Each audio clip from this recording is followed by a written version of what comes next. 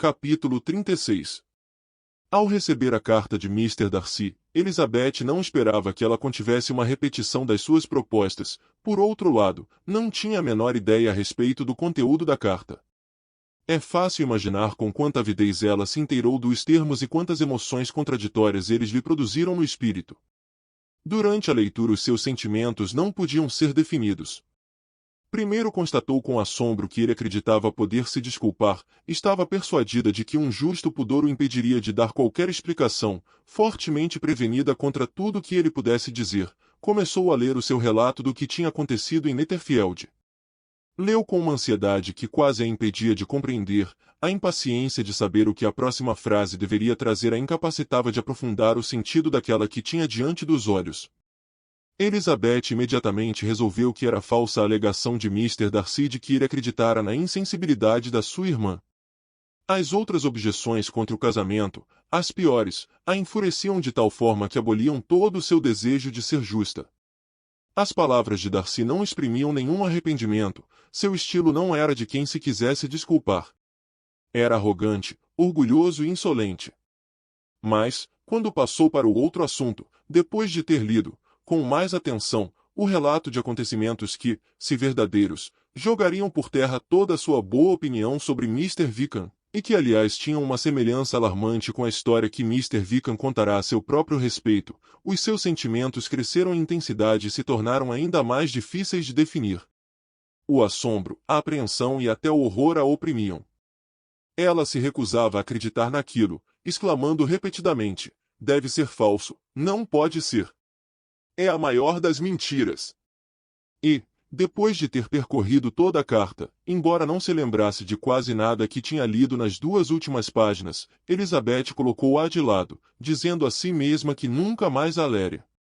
Nesse confuso estado de espírito, cheio de pensamentos que não repousavam em coisa alguma, continuou a andar, até que meio minuto depois, incapaz de resistir ao impulso que se formara nela, tornou a desdobrar a carta e, concentrando mais que podia a atenção, exigiu de si mesmo o esforço mortificante de reler toda a parte que se referia a Wickham, pesando o sentido de cada frase. A história das suas relações com a família de Pemberley era exatamente a que Wickham lhe tinha contado, e a bondade do falecido Mr. Darcy, embora até então não lhe conhecesse toda a extensão, concordava igualmente com as suas palavras. Até este ponto as duas narrativas coincidiam, mas quando ela chegou ao testamento, a diferença era grande. Ainda tinha frescas na memória as palavras de Wickham, era impossível, portanto, não sentir que havia uma grosseira duplicidade de um dos lados. E durante algum tempo teve a esperança de que a verdade coincidisse com os seus desejos. Mas depois de ler e reler com a maior atenção os detalhes que se seguiam imediatamente à desistência que Wickham fizera de todos os direitos ao posto, recebendo em troca a soma considerável de 3.000 libras, novamente foi forçada a hesitar. Pesou cada circunstância com a maior imparcialidade de que era capaz, calculou a probabilidade de cada afirmação, tudo sem chegar a um resultado. De ambos os lados havia apenas afirmações. Tornou a ler. Mas cada linha provava mais claramente que a história, que a princípio achará impossível interpretar de maneira a tornar a conduta de Mr. Darcy menos infame, podia ser vista sob um aspecto que o inocentava inteiramente.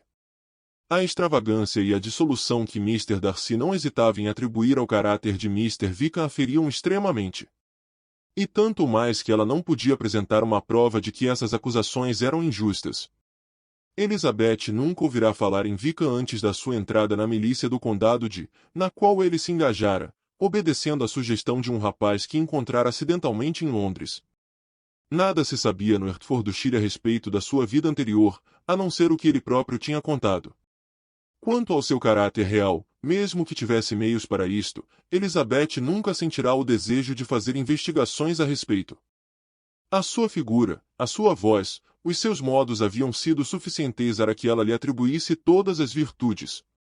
Procurou se lembrar de algum exemplo de bondade, de algum traço marcante de integridade ou de benevolência que o pudesse salvar dos ataques de Mr. Darcy.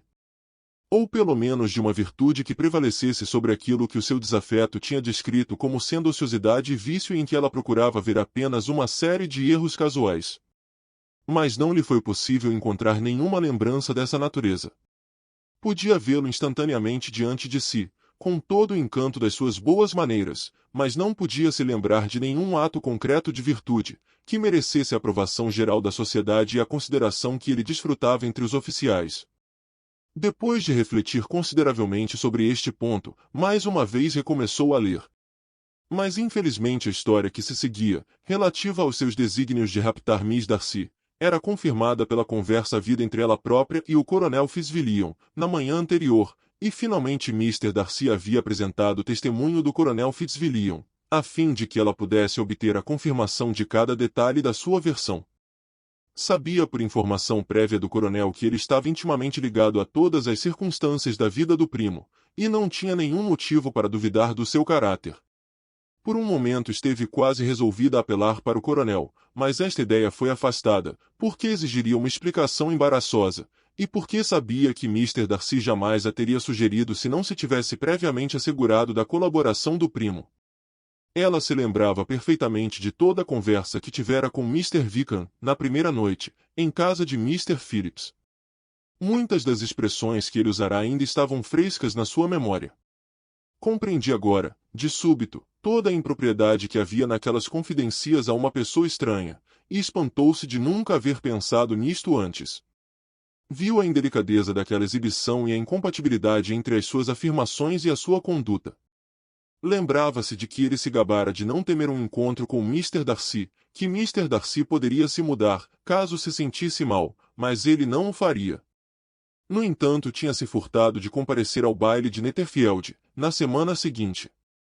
Recordou-se também de que até o momento da partida da família de Netherfield ele se abstivera de contar a sua história para outra pessoa, mas em seguida ela fora discutida em todos os lugares, que ele não tivera então nenhum escrúpulo em denegrir o caráter de Mr. Darcy. Apesar de lhe ter declarado que o respeito pela memória do pai sempre o impediria de acusar o filho. Como tudo lhe parecia agora diferente. Suas atenções para com Miss King eram a consequência de odiosas intenções puramente mercenárias. Mas o fato de essa moça possuir apenas uma pequena fortuna não provava a moderação dos desejos do pretendente, mas a avidez de se lançar sobre a primeira oportunidade que lhe aparecesse. Quanto à sua atitude para com ela, Elizabeth, ou ele se enganara a respeito da sua fortuna ou agira por pura vaidade, encorajando uma preferência que ela tivera a imprudência de revelar. Todos os esforços de Elizabeth para justificá-lo se tornavam cada vez mais fracos. E como uma justificação adicional ao que dissera Mr. Darcy, ela não podia se esquecer do que dissera Mr. Bingley, que, quando questionado por Jane, afirmara a inocência do amigo na questão.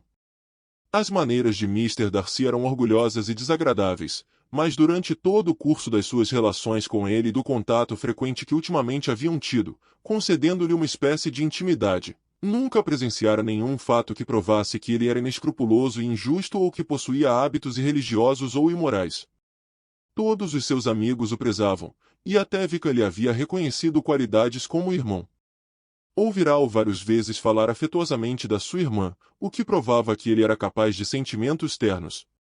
Se os seus atos fossem tais como Wickham os havia descrito, se houvesse violado tão brutalmente todos os direitos, dificilmente ele os poderia ter ocultado do mundo.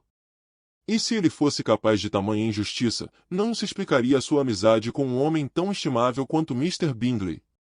Elizabeth sentiu uma grande vergonha de si mesma. Não podia pensar em Darcy nem em Wickham sem sentir que tinha sido cega, parcial, injusta e absurda. Como foi mesquinha a minha conduta, exclamou ela, eu que me orgulhava tanto do meu discernimento, da minha habilidade. Eu, que tantas vezes desdenhei a generosa candura da minha irmã, e gratifiquei a minha vaidade com inúteis e censuráveis desconfianças. Como é humilhante esta descoberta! Mas como é justa esta humilhação! Eu não poderia ter agido mais cegamente se estivesse apaixonada. Mas a vaidade, não o amor, foi a minha loucura. Lisonjeada com a preferência de uma pessoa e ofendida com a negligência da outra, logo no início das nossas relações cortejei a parcialidade e a ignorância e expulsei a razão. Até este momento eu não conhecia a minha verdadeira natureza. Enquanto seu pensamento ia de si mesma para Jane e de Jane para Bingley, logo lhe ocorreu a ideia de que a explicação de Mr. Darcy quanto àquele ponto lhe parecerá muito insuficiente. E leu novamente. Muito diferente foi o efeito desta segunda leitura. Como dar valor às afirmações de Mr. Darcy em um ponto e lhe negar no outro? Ele declarava que nem de longe suspeitava da afeição de sua irmã. E Elizabeth não podia deixar de se lembrar da opinião constante de Charlotte. Nem tampouco podia negar que fosse justa a sua descrição de Jane. Ela sabia que Jane, embora capaz de fervor nos seus sentimentos, pouco os exteriorizava. E que havia sempre nas suas maneiras uma placidez que raramente se encontra unida a uma grande sensibilidade. Quando chegou ao trecho da carta em que a sua família era mencionada, em termos mortificantes porém merecidos, ficou profundamente envergonhada. No entanto, a justiça daquela afirmação era inegável e as circunstâncias que ele mencionava, particularmente as que se referiam ao baile de Netherfield, confirmando as suas primeiras impressões desfavoráveis, não haviam causado uma impressão mais forte na mente dele do que na sua. Elizabeth não ficou insensível ao elogio com que Darcy a gratificara, bem como a sua irmã. E esse elogio suavizava a sua mortificação, mas não compensava o desprezo que o resto da família traíra pela sua conduta. E, ao refletir que o desapontamento de Jane tinha sido de fato causado pelos parentes mais próximos, cuja extravagância prejudicava a reputação de ambas, sentiu-se deprimida como nunca anteriormente se sentirá. Depois de passear pela Alameda durante 2 horas, entregando-se a toda espécie de pensamentos, relembrando acontecimentos, determinando probabilidades e reconciliando-se da melhor forma que podia a uma mudança tão súbita e tão importante, o cansaço e a lembrança de que ficará muito tempo ausente fizeram com que voltasse para casa, e ao entrar fez um esforço a fim de parecer alegre como de costume, reprimindo todas as reflexões que a poderiam tornar inapta para a conversação. Disseram-lhe imediatamente que os 2 cavalheiros de Rosings tinham aparecido durante a sua ausência, Mr. Darcy apenas durante alguns minutos para se despedir, mas o coronel Fitzwilliam ficará pelo menos 1 hora, esperando pelo seu regresso, e quase resolvera sair a pé para ir procurá-la. Elizabeth fingiu que isto lhe produzia uma grande decepção, mas na verdade se alegrou. O coronel Fitzwilliam tinha perdido todo o interesse, ela só podia pensar na carta. Capítulo 37. Os 2 primos partiram de Rosings na manhã seguinte, e Mr. Collins, que tinha ido esperá-los perto da casa do vigia para apresentar as suas despedidas, voltou pouco depois, trazendo a boa notícia de que eles pareciam estar de muito boa saúde e relativamente de bom humor, apesar da cena melancólica que se tinha passado em Rosings. Mr. Collins então se dirigiu apressadamente para Rosings, a fim de consolar Lady Catherine e a filha e, de volta, trouxe, com grande satisfação, um recado de Lady Catherine dizendo que ela se sentia tão entediada que desejava vê-los todos em sua casa para jantar. Elizabeth não pôde deixar de se lembrar, ao ver Lady Catherine, de que, se o tivesse desejado, poderia agora ser-lhe apresentada como a sua futura sobrinha, e sorriu ao imaginar a indignação com que sua senhoria receberia a notícia. O primeiro assunto abordado foi a diminuição que sofrerá o grupo de Rosings. Asseguro-lhes que sinto muito, disse Lady Catherine, creio mesmo que ninguém sente tanto a ausência dos amigos quanto eu. Sou muito ligada àqueles rapazes e sei que eles também gostam muito de mim. Ficaram tristíssimos de partir, e todos os anos acontece o mesmo. O coronel conseguiu dominar os sentimentos até o fim, mas Darcy parecia estar consternado. Mais do que no ano passado. Vê-se que ele gosta cada vez mais de Rosings. Mr. Collins aproveitou a ocasião para fazer um elogio, que foi recebido com um sorriso pela mãe e pela filha. Lady Catherine observou depois do jantar que Miss Bennet parecia melancólica. E, atribuindo imediatamente esta tristeza à proximidade da sua partida, acrescentou: "Mas se este é o caso, escreva a sua mãe pedindo-lhe que a deixe ficar mais um pouco. Estou certa de que Mr. Collins terá grande prazer em ter por mais tempo a sua companhia. Eu lhe fico muito agradecida pelo amável convite." Replicou Elizabeth, "mas infelizmente não posso aceitar. Preciso estar em Londres no sábado vindouro. Mas neste caso só terá ficado aqui 6 semanas. Contava que permanecesse pelo menos 2 meses. Foi o que eu disse a Mr. Collins antes da sua vinda. Não pode haver motivo para uma partida tão prematura. Mr. Bennet lhe concederia outros 15 dias. Mas meu pai não o faria. Ele me escreveu na semana passada, dizendo que apressasse a minha volta. Oh, se sua mãe deixa, seu pai também deixará. Uma filha nunca é muito necessária para um pai. E, se quiser ficar mais um mês, eu poderei levá-la comigo até Londres. Preciso ir lá em começo de junho. Demorar-me-ei uma semana e na minha carruagem haverá espaço para uma de vocês. E até, se o tempo estiver frio, poderiam ir as duas, pois ambas são magrinhas. Muito me desvanece a sua bondade, Lady Catherine, mas creio que serei obrigada a seguir o meu plano anterior. Lady Catherine pareceu resignar-se. Mr. Collins, disse ela, é preciso que mande uma criada com elas. Sabe que eu sempre falo o que penso. Não posso tolerar a ideia de duas moças viajarem sozinhas na diligência. É muito impróprio. É preciso que mande uma pessoa. São coisas que não suporto. As moças devem sempre ser acompanhadas e protegidas, de acordo com a sua situação na vida. Quando minha sobrinha Georgiana foi para Ramsgate no verão passado, fiz questão de que 2 criados homens a acompanhassem. Miss Darcy, a filha de Mr. Darcy de Pemberley e de Lady Anne, não poderia viajar de maneira diferente. Dou muita atenção a estas coisas. Mr. Collins, mande John acompanhar as moças. Estou satisfeita de me ter lembrado disto, pois seria pouco recomendável para o senhor mandá-las sozinhas. Meu tio vai mandar um criado para nos acompanhar. Oh, o seu tio. Ele tem um criado? Ainda bem que tem alguém na sua família que pense nestas coisas. Onde trocarão os cavalos? Oh, Bromley, naturalmente. Se falarem lá no meu nome, serão muito bem servidas. Lady Catherine fez muitas outras perguntas a respeito da viagem. E, como ela própria não respondia a todas, era necessário prestar atenção, coisa que Elizabeth apreciou, pois de outra maneira, com as preocupações que a absorviam, ela poderia até se esquecer do lugar onde estava. Era necessário deixar suas reflexões para as horas solitárias. Sempre que se encontrava sozinha, entregava-se a elas com alívio. E todos os dias saía a passeio sozinha, para poder se dar ao consolo de recordar as coisas desagradáveis. Dentro de pouco tempo já sabia a carta de Mr. Darcy quase de cor. Estudava cada frase, e os seus sentimentos para com o missivista variavam frequentemente. Quando se lembrava do seu estilo, ficava cheia de indignação, mas quando considerava a injustiça com que o tinha condenado e tratado, a sua cólera se voltava contra si mesma. Enquanto o desapontamento que ele tinha sofrido tornava objeto de compaixão, o afeto de Mr. Darcy despertava-lhe a gratidão, e o caráter dele, respeito. Mas Elizabeth não podia concordar com o que ele tinha feito. Nem podia arrepender-se da sua recusa.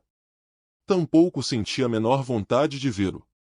A sua conduta passada era uma fonte constante de amarguras e de ressentimentos. E os infelizes defeitos da sua própria família eram um motivo ainda mais forte de aborrecimento. Eram falhas irremediáveis. Seu pai se limitava a rir e nunca faria nenhum esforço para corrigir as leviandades das filhas mais moças, e sua mãe, cujas maneiras não eram muito melhores, continuava naturalmente insensível a esse mal. Elizabeth frequentemente reunia os seus esforços ao de Jane, numa tentativa de reprimir as imprudências de Catherine e de Lydia. Mas, fortalecidas pela indulgência da mãe, elas resistiam e não havia esperança de melhorarem. Catherine, espírito impressionável e fraco, completamente sob o domínio de Lydia, sempre levava a mal os conselhos das irmãs mais velhas, e Lydia, voluntariosa e descuidada, nem sequer lhes dava ouvidos. Ambas eram ignorantes, indolentes e vaidosas. Enquanto existisse um oficial em Meryton, continuariam a namorar. E enquanto Meryton ficasse a 1 milha de distância de Longbourn, viveriam encaminhadas para lá. Outra das suas maiores preocupações era o futuro de Jane. A explicação de Mr. Darcy, inocentando Bingley, realçava o valor daquilo que Jane tinha perdido e demonstrava a sinceridade da sua afeição. E sua conduta ficava livre de toda censura, a não ser, talvez, a de uma demasiada confiança em seu amigo. Como era triste, pois, pensar que Jane fora privada de uma situação tão desejável, tão cheia de vantagens e de promessas de felicidade, pela extravagância e loucura da sua própria família.